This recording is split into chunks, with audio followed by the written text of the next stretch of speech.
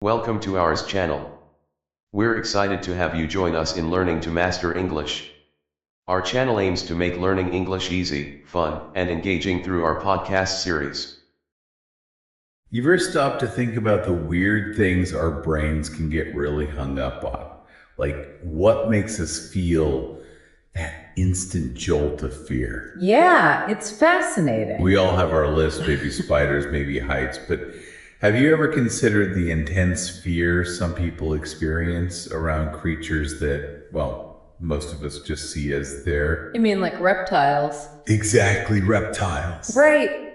And it's more than just a simple dislike, isn't it? It's a genuine phobia. It's called herpetophobia. Herpetophobia, okay. And what's really key here is that this isn't just being a bit squeamish around a snake.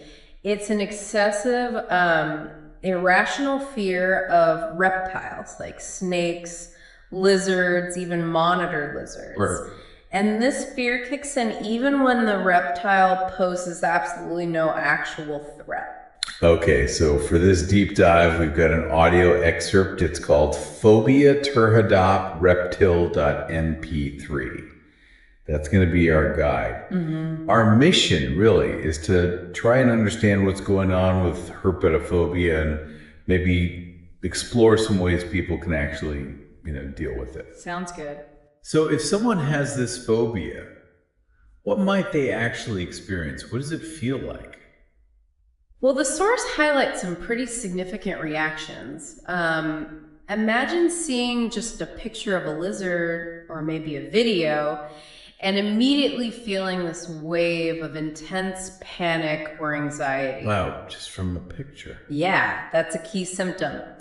And physically, this can show up as your heart racing, breaking out in a sweat, maybe even feeling shaky or nauseous. That sounds incredibly disruptive. I mean, I can see how that wouldn't just be a quick yikes moment. Oh, precisely. And that intense reaction then fuels this really powerful urge to avoid any place where they might encounter reptiles. Right.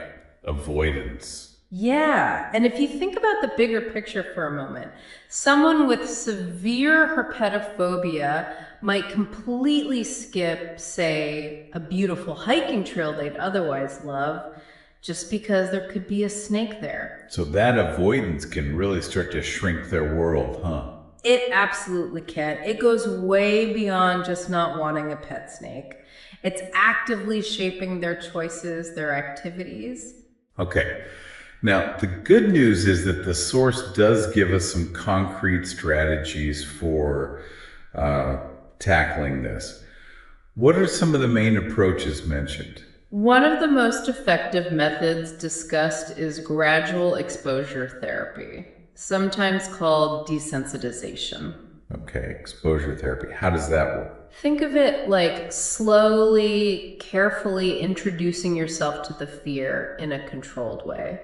It might start really small, like looking at photos of reptiles, then maybe watching videos, and eventually, in a safe setting, and usually with professional guidance, it could even involve being near a real reptile. So you're kind of gently retraining your brain, showing it that the feared thing isn't actually dangerous in that specific moment. Exactly. You're decoupling the stimulus from the fear response. What other avenues does the source point to? Well, another really crucial approach mentioned is cognitive behavioral therapy, or CBT. Ah, CBT. I've heard of that. Yeah, it's pretty common for phobias. This involves working with a therapist to really dig into those underlying thought patterns that fuel the fear. Like the automatic negative thoughts. Precisely. For example, someone might have the ingrained thought, all snakes are poisonous and will definitely bite me. CBT helps them examine the evidence for that thought, challenge it, and develop a more realistic understanding. So it's about changing the narrative our minds create around reptiles. Makes sense. The source also mentioned some techniques that can help manage that immediate physical anxiety response, right? Yes. Absolutely. Relaxation and mindfulness techniques. Things like deep breathing exercises, meditation, or even yoga.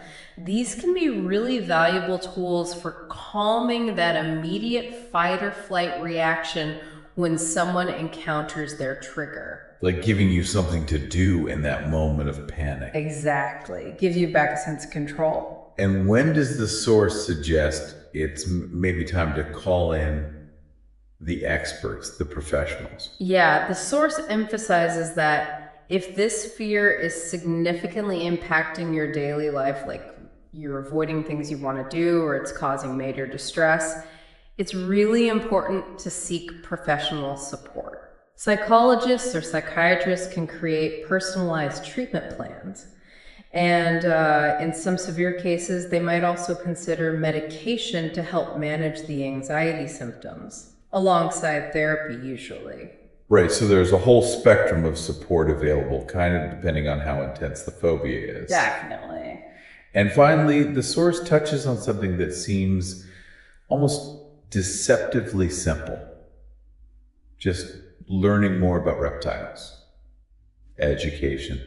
Yes, and it can be surprisingly powerful. Often these intense fears are rooted in, well, misunderstandings or just a lack of knowledge. Like assuming the worst. Exactly. Many people might fear all snakes are venomous, for instance. Learning that actually only a small percentage are, and maybe understanding how to identify the few potentially dangerous ones in your local area that can drastically reduce anxiety. Huh.